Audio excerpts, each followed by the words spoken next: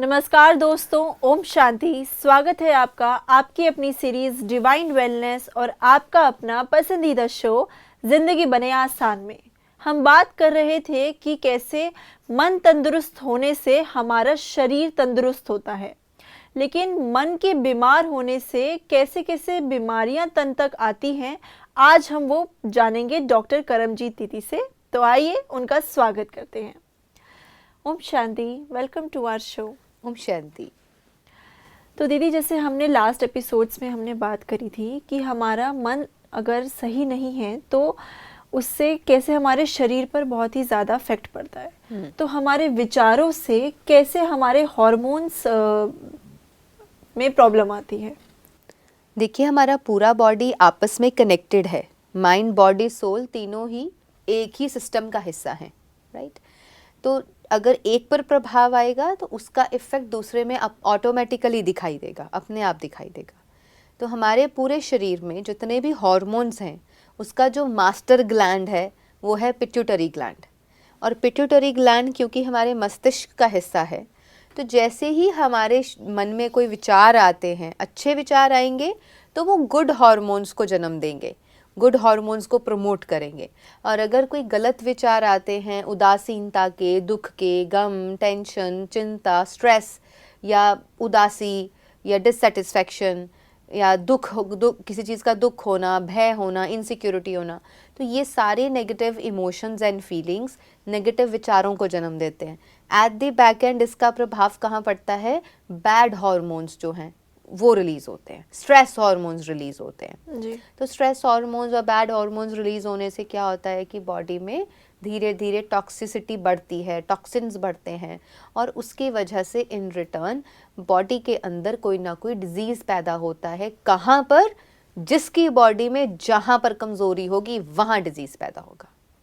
It's not same for everyone, right, कि 10 लोगों ने सेम प्रॉब्लम पे सेम स्ट्रेस लिया और सेम बीमारी आई, ऐसा तो नहीं है। किसी को डायबिटीज़ हो रहा है, किसी को थायराइड हो रहा है, किसी को आर्थराइटिस हो रहा है ना, किसी को बीपी हो रहा है, किसी को शुगर हो रहा है। तो सबकी बीमारियां भी अलग अलग हैं। पर जैसे दीदी, सिचुएशंस ऐसे हैं बाहर कि उनको कंट्रोल करना बड़ा मुश्किल हो जाता है। तो नेगेटिविटी का जो फोर्स है वो इतना तेज होता है कि हम उसे स्टॉप कैसे करें? मेडिटेशन से। अगर हम अपनी बॉडी को, अपनी माइंड को, अपनी ज़िंदगी को, अपने विचारों को मेडिटेशन से स्ट्रीमलाइन कर लेते हैं, राइट। अगर हम अपने विचारों को स्ट्रीमलाइन करना सीख जाते हैं। अब फॉर एग्जाम्पल, एक कार है, कार में 4-5 गियर दे रखे हैं, राइट, लेकिन एक रिवर्स भी दे रखा है, रेस दे रखी है, एक्सेलरेटर दे रखा है, क्लच दे रखा है, लेकिन उसके साथ ब्रेक भी दे रखी है। तो वी नो कि गाड़ी, अगर आप कहो कि अगर कोई कंपनी ये कहे कि गाड़ी में देयर इज नो ब्रेक, एक बार चल दी तो चल दी, फिर वो चलती रहेगी, कहाँ रुकेगी हमें भी नहीं पता, कोई पेड़ आएगा उसमें टकराएगी तो रुक जाएगी। This is not the answer. बनाया जाता है ना कि ब्रेक भी दी हुई है साथ में, हमें पता है कि यहाँ ट्रैफिक है, ब्रेक मारनी है, रोकना है।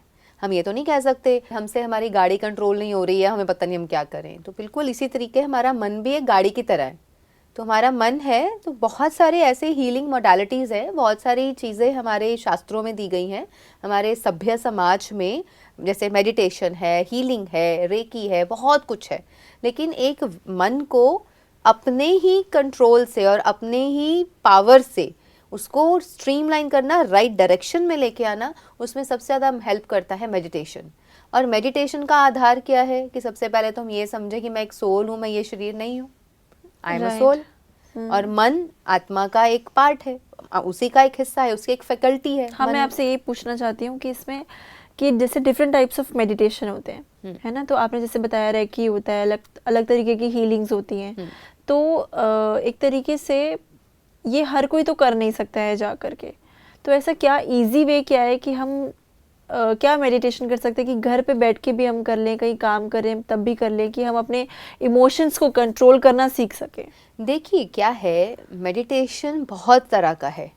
ज़ेन मेडिटेशन है, बुद्धिज़्म का मेडिटेशन है, जैनिज़्म का अलग मेडिटेशन है, है ना, बहुत सारे अलग अलग मेडिटेशंस हैं। देन रेकी मेडिटेशन है, चक्रास के ऊपर भी मेडिटेशन होता है, चक्रा हीलिंग है, चक्रा मेडिटेशन है। लेकिन ये हमें एक चीज़ समझनी चाहिए, राजयोग सबसे ऊपर है, जिसका वर्णन श्रीमद् भगवद गीता में भी है। राजयोग क्या है कि जब व्यक्ति अपनी कर्मेंद्रियां, अपने मन, सब पर आधिपत्य हासिल कर लेता है, सबका राजा बन जाता है। Right. अपनी कर्म इंद्रियों का भी राजा बन, कर्म इंद्रियों का राजा बनना इतना आसान है। अब यहाँ रसगुल्ले या लड्डू पड़े हो और मन करे मेरे को तो खाने हैं, और पेट आपका खराब है, पेट नहीं जा रहा, लेकिन मन कह रहा है मुझे तो खाने हैं। अगर ये हाल है तो फिर इसको तो आप कर्मेंद्रिय जीत नहीं बोल सकते, उसको तो आप कर्मेंद्रियों का राजा भी नहीं बोल सकते। राजा तो वो होता है जिसको पता है कि मेरी कर्मेंद्रियों को या मेरे ये जो मेरे पास अस्त्र शस्त्र हैं, मुझे इनको चलाना है कि नहीं चलाना है। वो हम कहें जी अपने आप चल जाते हैं मेरे अस्त्र शस्त्र, मेरे कंट्रोल में नहीं है। तो ये तो मीन्स हमारे जीवन में संयम और नियम नहीं है। राइट। जिसके जीवन में नियम और संयम ऑटोमेटिकली होगा, जिसके जीवन का ये आधार होगा कि हमारा जीवन संयम से नियमबद्ध चल रहा है, तो हमें पता होगा कि मुझे ये कार्य करना है कि नहीं करना है। मुझे इसी तरीके से अपनी कर्मेंद्रियों का भी पता होगा कि मुझे इन कर्मेंद्रियों से ये काम करना है या नहीं करना है। पर लोगों का कहना है कि फिर ये नियम किसने बनाए? किसने बनाए? ये तो जीवन के साथ ही है। अगर एक व्यक्ति पैदा होता है, हम कहें कि झूठ बोलना अच्छी बात नहीं है, तो ये नियम किसने बनाया? मतलब जैसे दो लोग हैं, एक तरीके से सोसाइटी में अगर दो लोगों को ऐसे खड़ा करा जाए तो उसके नियम अलग हैं, इसके नियम अलग हैं, तो फिर वो दोनों का आपस में कॉन्फ्लिक्ट है। स्टैंडर्ड्स आर देयर ना, या स्टैंडर्ड्स तो सेट किए गए ना। अगर हम अपने पुरातन हिस्ट्री को उठा करके देखते हैं, जो शुरू से लेकर के बहुत पुरातन समय से लेकर के मनुष्य जीवन को जीने के कुछ रूल्स एंड रेगुलेशन सेट हैं, स्टैंडर्डाइज्ड हैं। फॉर एग्जाम्पल, सुबह नेचर के साथ उठना, प्रकृति के साथ ही सो जाना, स्टैंडर्ड है, सेट है। अब किसी का खुद का नियम है कि मुझे सुबह सोना है और रात को जागना है, तो वो तो उनका पर्सनल नियम हो गया। तो पर्सनली मुझे क्या सूट करता है, और अगर उन पर्सनल नियमों पर चलकर मुझे हानि हो रही है, मुझे लाभ नहीं हो रहा है, तो फिर उससे तो मूढ़मती और मूर्खता ही कहेंगे ना। राइट। उसे तो आप विजडम नहीं कह सकते। इसका मतलब कि जो भी कुदरत के साथ नियम बने हैं उन्हें ही फॉलो करें तो हमारा लाइफस्टाइल और हमारा मेंटल बीइंग सही रहेगा। बिल्कुल। मन को सशक्त बनाना है तो परमात्मा में लगाएं, ध्यान में लगाएं, मेडिटेशन में लगाएं, है ना, और सही रास्ते पे। और अगर आप अपनी बुद्धि को सही रखना चाहते हैं, अच्छी किताबें पढ़ें, स्पिरिचुअल किताबें हैं, रिलीजियस किताबें हैं, इंस्पायरिंग बुक्स हैं, मोटिवेशनल किताबें हैं, आप उन्हें पढ़िए। शरीर को स्वस्थ रखना है, भोजन अच्छा खाइए। जीवन अच्छा रखना है तो लाइफस्टाइल अच्छा रखिए। सो आ गई ना बात वहीं पे कि सभी 360 डिग्री सभी चीज़ों पे काम करना है। हाथ में 5 उंगलियां हैं, तो पांचों ही स्वस्थ रहेंगी तो हम अपने हाथ को स्वस्थ यूज़ कर सकते हैं, मुट्ठी बना सकते हैं और कोई भी चीज़ ताकत से पकड़ सकते हैं, खींच सकते हैं, हर काम कर सकते हैं। इनमें से एक भी उंगली अगर खराब होगी तो कहीं ना कहीं एक में भी दर्द होगा, तो मुट्ठी नहीं बन सकती। तो बिल्कुल वही चीज़ आ जाती है कि अगर आप अपने पूरे जीवन को सही तरीके से चलाना चाहते हो, आपको अपने जीवन के हर पहलू पे काम करना है। जब सारे ही पांचों ही पहलू ठीक चलेंगे, कुर्सी की चारों टांगे ठीक रहेंगी, तो आपकी कुर्सी स्टेबल रहेगी और आपका जीवन सही चलेगा, तो कहीं पर भी प्रॉब्लम नहीं आएगी। तो यहाँ पर रुककर हमें चेक करना चाहिए, each and every person whosoever is diseased, check करें मेरा मन क्या पूरी तरह स्वस्थ है, मेरी बॉडी क्या पूरी तरह स्वस्थ है, मेरा खान पान क्या बिल्कुल सही है, क्या मेरा लाइफस्टाइल बिल्कुल सही है, क्या मेरे विचार बिल्कुल सही डायरेक्शन में हैं, कहीं जीवन में कोई दुख, गम, चिंता, स्ट्रेस, टेंशन, इतना ही नहीं डिससेटिस्फैक्शन तो नहीं है, यानी कि आत्मा कुछ और चाह रही है, मन कुछ और कर रहा है, शरीर से कुछ और मजबूरी में करना पड़ रहा है। तीनों की नॉन अलाइनमेंट, मन कुछ और चाहता है, आत्मा कुछ और चाहती है, शरीर कुछ और कर रहा है। यानी कि जब हमारा माइंड एंड आवर बॉडी दोनों ही अलाइंड नहीं है, माइंड बॉडी सोल तीनों अलाइंड नहीं है, तो नॉन अलाइनमेंट में किया हुआ कार्य कभी भी सुख और खुशी नहीं दे सकता। एंड ग्रोथ वो वाली ग्रोथ नहीं हो सकती जो ग्रोथ आपको हैप्पीनेस दे, बिकॉज मन तो कुछ और चाह रहा है। लेकिन अब अगर हम आज के समय देखें तो लोगों को जैसे पैसे कमाने हैं, लेकिन अब उसमें तो एक तरीके से वो कमाने हैं, अब लोग कहेंगे हमारे पास ऑटोमेटिकली आ जाए तो वो खुश हैं, लेकिन कमाने जाना है, वो मेहनत करनी है, तो हम उसको कैसे खुशी खुशी एक्सेप्ट करें कि हम जो काम कर रहे हैं वो हम खुशी से करें। एक तरीके से लोगों के लिए पैसे कमाना मजबूरी है, उन्होंने उसको मजबूरी में कन्वर्ट कर दिया है, तो एक खुशहाल ज़िंदगी जीने के लिए। तो वो कैसे हम, क्योंकि हमने जोड़ा है, हमने अपनी खुशहाल ज़िंदगी को पैसे के साथ कंपेयर करके उसे जोड़ा है कि खुशहाल ज़िंदगी मीन्स करोड़ों का घर, खुशहाल ज़िंदगी मीन्स बहुत बड़ी नौकरी, पैसे वाली नौकरी, खुशहाल ज़िंदगी का मतलब है बहुत बड़ी गाड़ी, खुशहाल ज़िंदगी का मतलब है अच्छे अच्छे ब्रांडेड कपड़े, अच्छी अच्छी महंगी महंगी चीज़ें। ये हमने जोड़ा है। खुशी का इन सभी चीज़ों से कोई रिलेशन नहीं है। ये खुशी को ऐड ऑन कर सकते हैं, ये खुशी का कारण नहीं हो सकते। इसीलिए आप देखो सैचुरेशन लेवल आता है हर व्यक्ति की लाइफ में किसी भी चीज़ को बाय करने के 2-4 दिन बाद ही। आपको होड़ पड़ी हुई थी, मुझे करोड़ों कमाने हैं, फिर मुझे एक 50 लाख की गाड़ी खरीदनी है, ठीक है, आपने कमा लिए, गाड़ी आ गई घर में, 10-15 दिन, महीना भर शौक रहेगा, धीरे धीरे वो शौक उतरता चला जाएगा, ठंडा होता चला जाएगा, फिर वही गाड़ी होगी, वही सब कुछ होगा, पर खुशी के लिए इंसान फिर से एक नई वजह ढूंढेगा। हाँ, कि ये वाली गाड़ी होनी चाहिए तब मैं खुश होऊंगा, मतलब या फिर कुछ और, या कुछ भी। हाँ, प्रोजेक्ट्स भी करने वाले लोग होते हैं, one after another they are keep doing projects, they are running after it, they are earning money, they are spending it, सब कुछ कर रहे हैं, पर मन शांत नहीं है, रिलैक्सेशन नहीं है। इस पर एक मुझे बहुत अच्छी कहानी याद आती है। एक कुम्हार था और वो मिट्टी के बर्तन बनाया करता था, तो वो ऐसे मिट्टी के बर्तन बना के एक बार ऐसे पेड़ की छांव में बड़े सुंदर सुंदर बर्तन उसने बना के रखे हुए थे, उस पर कलात्मक कुछ चीज़ें भी, आकृतियाँ बनाई हुई थी। तो वो सो रहा था ऐसे पेड़ के नीचे, बड़े शांति से अपनी बाजू सिर के नीचे लेके, और कपड़ा उसने पतला सा अपना ही परना ऊपर डाला हुआ था, और बड़ी मीठी सी नींद सो रहा था मुस्कुराता हुआ। एक व्यक्ति आता है, वो कहता है, वो रोज़ देखता था कि बड़ा अच्छा काम है इसका, तो कुछ गमले वमले लेने आया उससे, तो वो कहता है, अरे भाई कहाँ सोए पड़े हो, उठो जागो, तुम्हारे हाथ में इतनी कला दी है भगवान ने, तुम चाहो तो ये पूरी ज़मीन खरीद सकते हो, फिर उस पर अपना बहुत बड़ा प्लांट लगा दो मिट्टी का, फिर तुम्हारे पास पूरी दुनिया आएगी, फिर तुम्हारे पास और पैसा आएगा, फिर तुम्हारा काम इतना बड़ा हो जाएगा कि तुम उससे और बड़ा अपना बंगला बना सकते हो, फिर एक बहुत बड़ी गाड़ी खरीद सकते हो, फिर सोना कहीं जाके तुम सुकून से और चैन से, फिर देखना तुम्हें कितनी अच्छी नींद आएगी। वो कहता है, भाई अच्छी नींद तो मैं आज भी ले रहा हूँ और बहुत सुकून से सो रहा हूँ, इतने सब झंझट करने के बाद तो शायद मुझे उतनी सुकून की नींद ना आए जितनी सुकून की मुझे आज आ रही है। चाहे छोटा ही काम है लेकिन सुकून की नींद है। सो एंड पॉइंट इज, और वी कैन से, इसका अर्थ ये नहीं है कि हम काम करना बंद कर दें, इसका अर्थ ये भी नहीं है कि आप बड़ा सोचना और बड़ी ड्रीम्स लेना बंद कर दें, बट सार ये निकलता है, even after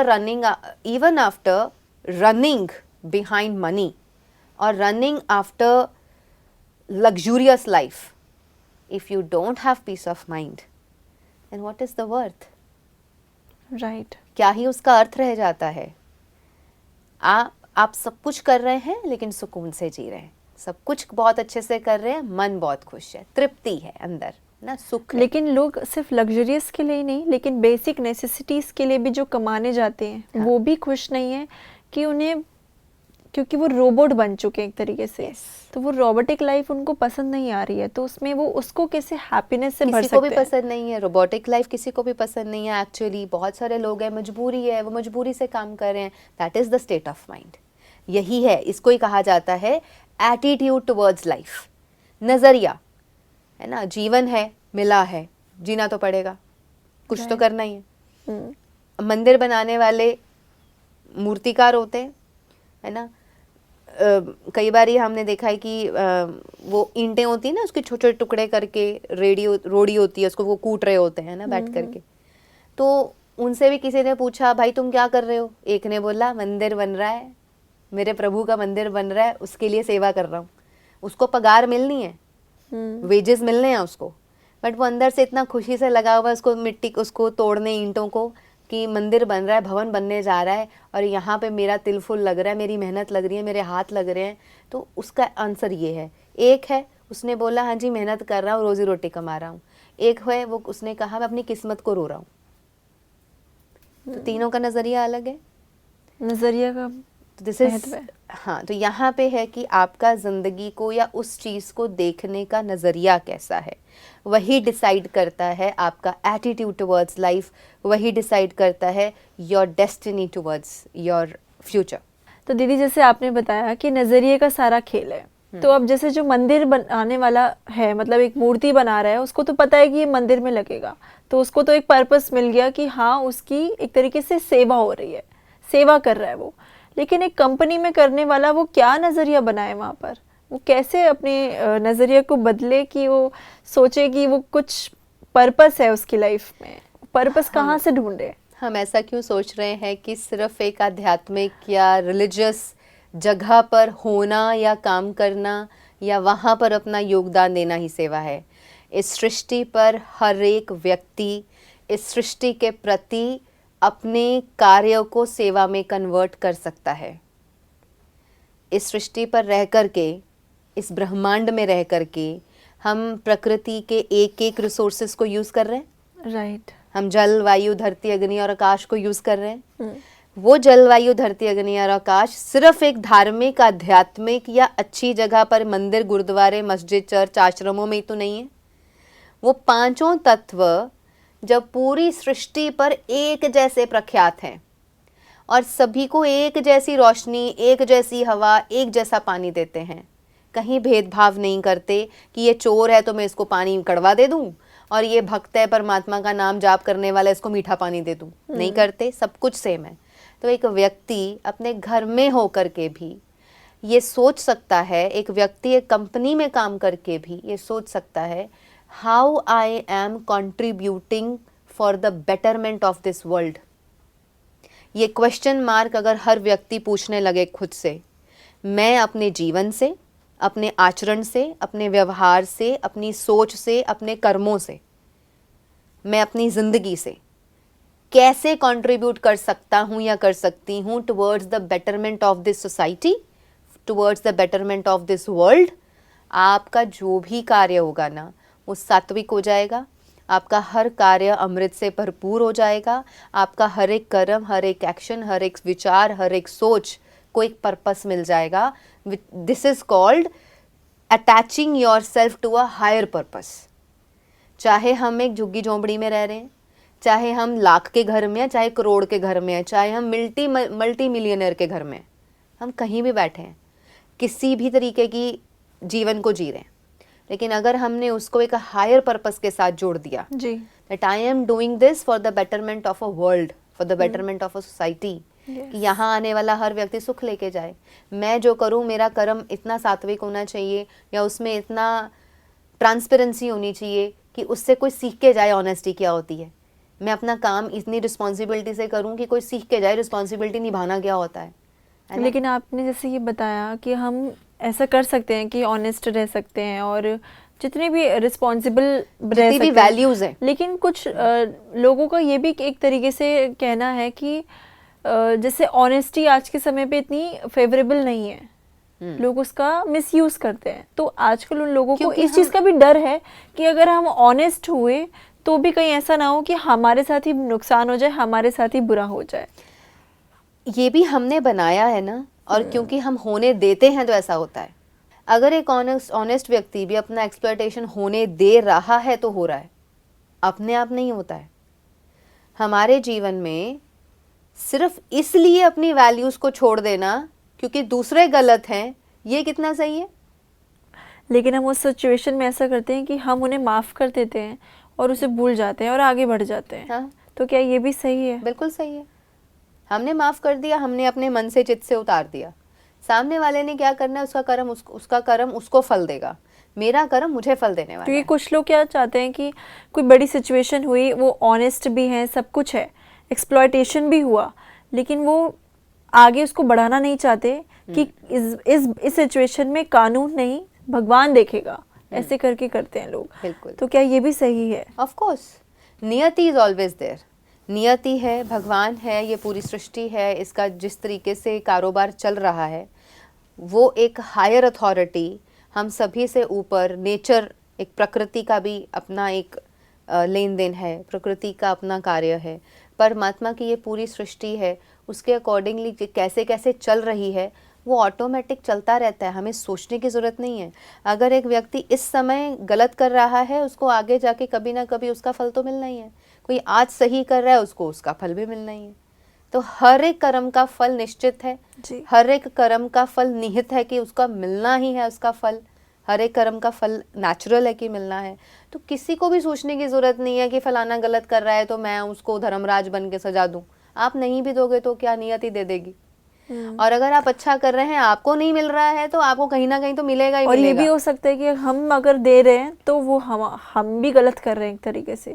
हम कौन है, हमें किसी ने थोड़ी रोल दिया है कि आप पनिश कर सकते हो किसी तो को। अगर हम ये सोचते हैं कि ठीक है, मैंने माफ़ किया, मुझे इसको नहीं बढ़ाना है, ठीक है, आपने माफ़ किया, there is no need to take law and order in your hand, you can move forward.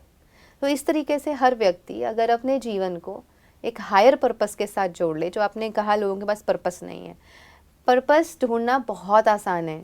एक चींटी का क्या पर्पस है? एज अ ह्यूमन बीइंग हम सोचें, ये चींटियाँ इधर से उधर जा रही हैं, उधर से इधर जा रही हैं, क्या है उनका पर्पस? ठीक है, जीवन मिला है, but they are doing their duty. Right. मधुमक्खियाँ हैं, वो पोलन सीड्स इधर से उधर लेके जाती हैं, उधर से उधर लेके जाती हैं, वहाँ भी फूल पैदा हो जाते हैं, वहाँ भी फूल पैदा हो जाते हैं। तो they are indirectly contributing to the nature.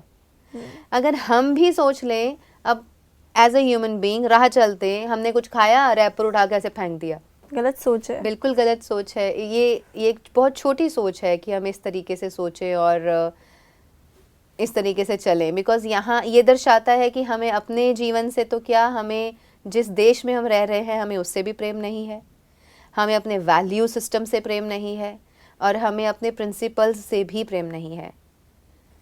ये तो एक जैसे अल्हड़ समाज हो गया ना, उस तरीके से चलने की बात है। लेकिन जिस व्यक्ति को अपने से, अपने विचारों से, अपने प्रिंसिपल से, अपने देश से, अपने इस नेचर, खूबसूरत नेचर से, देश तो चलो बात की बात है, पहले तो नेचर आती है ना, प्रकृति आती है। प्रकृति, अगर आप प्रकृति प्रेमी हैं, परमात्मा प्रेमी हैं, नेचुरल है कि आपके लिए आपके आसपास की पूरी सृष्टि जो है, आपका प्रेम उसके लिए होगा, और आप ध्यान रखेंगे कि नहीं, मुझे गलत कर्म नहीं करना, गलत चीज़ नहीं फेंकनी, गलत कुछ भी गलत नहीं करना। उनका फिर ये कहना होगा कि अगर हम कूड़ा नहीं फेंकेंगे, लेकिन तुम लोग भी तो गाड़ी यूज़ कर रहे हो, पॉल्यूशन हो रहा है इससे। फिर इस तरीके के आर्ग्यूमेंट्स लोग करते हैं। There is no end to arguments. लेकिन हम जितना और जिस हद तक हो सकता है, हम इस नेचर को, इस प्रकृति को, पूरी सृष्टि को, समाज को एक बेटर प्लेस बनाने की कोशिश हर व्यक्ति कर सकता है। मान लो कोई दुखी है और आपने उसको हंसा दिया, कर दिया आपने, बेटर प्लेस बना दिया उसके लिए, उसकी ज़िंदगी थोड़ी देर के लिए हंसा दिया, उसको खुशी दे दी। तो हर एक व्यक्ति हर सिचुएशन में, और वो जितनी भी उसका सामर्थ्य आज है, उतने सामर्थ्य से, उतनी कैपेसिटी से इस सृष्टि को, इस समाज को एक बेटरमेंट की ओर लेके जा सकता है। And by doing this, when we are attaching our own life to a higher purpose, हमें खुद को एक अच्छा पर्पस मिल जाता है ज़िंदगी जीने का, और हमें लगता है कि नहीं, ठीक है, मैं जब तक हूँ, I have to contribute in a right manner. आपने बहुत अच्छा बताया कि हम अपने पर्पस को कैसे इजी तरीके से अपने लाइफ में क्रिएट कर सकते हैं और अपने ज़िंदगी को कैसे खुशहाल बना सकते हैं। आपका बहुत बहुत शुक्रिया। ओम शांति। ओम शांति। तो दोस्तों, आज हमने जाना कि हमारी लाइफ में कहीं ना कहीं पर्पस ना होने की वजह से हमारी लाइफ काफ़ी रोबोटिक हो गई है और उसमें खुशी की कमी हो चुकी है। तो आज हमने जो भी डॉक्टर से जाना कि हम कैसे अपने मन को तंदुरुस्त रख के, अच्छे विचारों से भर के अपने हार्मोन्स को भी अच्छा कर सकते हैं, लाइफ में पर्पस बना सकते हैं और अपनी ज़िंदगी को भी आसान बना सकते हैं। तो जुड़े रहिए आपकी अपनी सीरीज़ डिवाइन वेलनेस और आपका अपना पसंदीदा शो ज़िंदगी बने आसान में। ओम शांति।